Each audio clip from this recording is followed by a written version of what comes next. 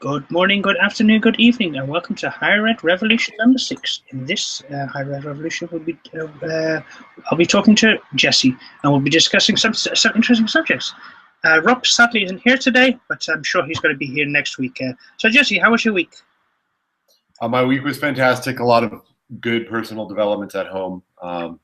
Moving along, we have our son's 1-year birthday coming up this Sunday, so we're preparing a nice little picnic somewhere hopefully close to water, which is the reason we're living on the East Coast, or one of them, I suppose. Other than that, very busy planning another interview coming up with a gentleman named Tim Monreal. He has recently moved from California to one of the Carolinas. I believe it's South Carolina, to do some more teaching. He writes a lot on Medium. You can definitely follow some of his own. I think he has some personal publications. I think he writes for the Synapse. Maybe we can even enlist him to start writing for the Higher Ed Revolution itself.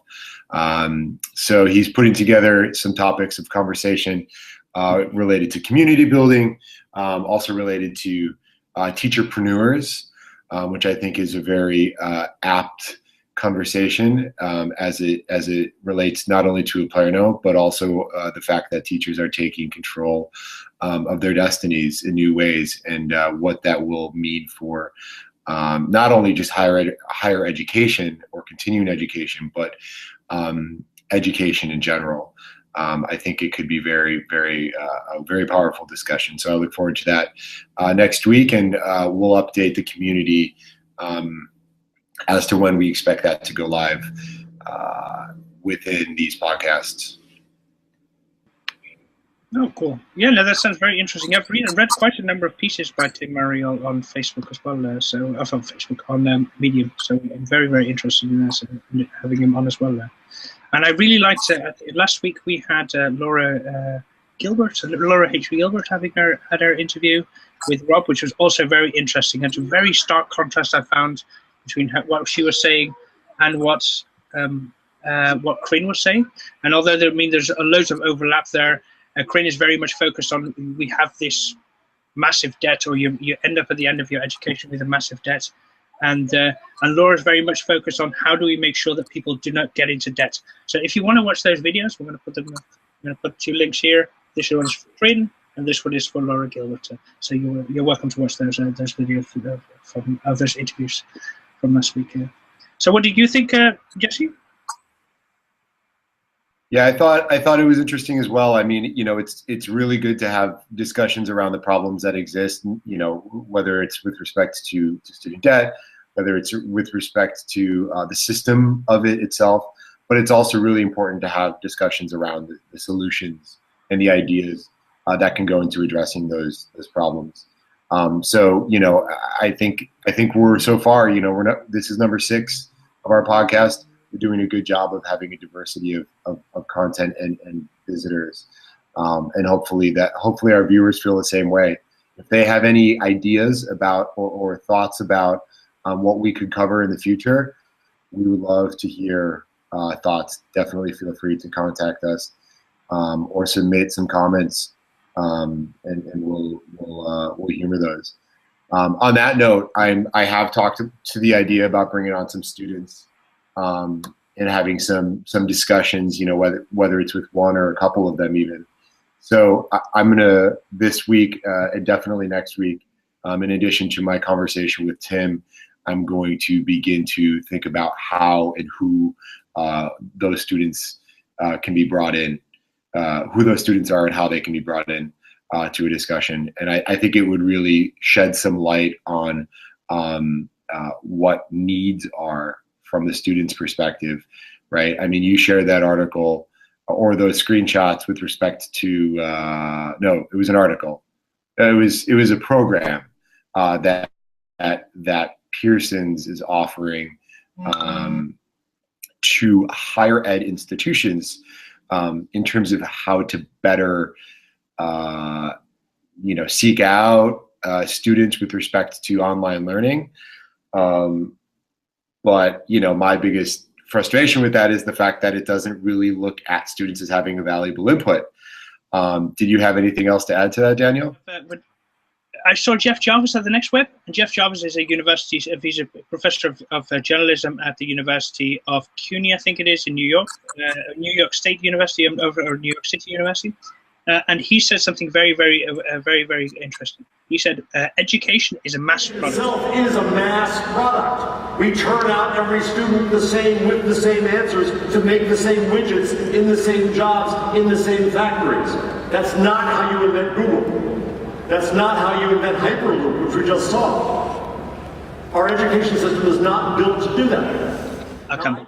So what he was saying is extremely interesting, that education is a mass product, and it is really focused on trying to reach as many people as possible, and to do as cheaply as possible, and to turn out the same widgets with turn out the same people who work all the same turn out all these people in the same way. I mean, it's the little boxes story. Little boxes made of ticky-tacky, and you just Yep. Yeah.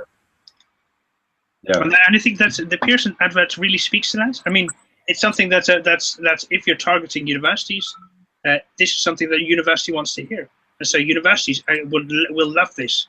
But if you're as a student looking at it, of course, it's or as an outsider looking at it, to consider that you are actually the product, or that you're actually the item being sold, bought and sold. I mean, it's the same thing with Facebook, where on Facebook we're the products. I mean, we are the thing being bought and sold on Facebook, and we're sold to advertisers, sold to whoever the viewer is. Yeah, it's that's sadly at the moment what it is. And to Debbie's point, you know, it lacks authenticity, and students are increasingly aware of that. They see it. And they're going to challenge it. So I think, you know, finding the tools and the channels to give them their voice back will allow us to say, okay, great, Piersons, thank you very much for this pretty, you know, program. And institutions may jump on it, and they may spend some money on it, but that doesn't necessarily mean that it's going to produce the value, it's going to produce the quantity of students that they're going for.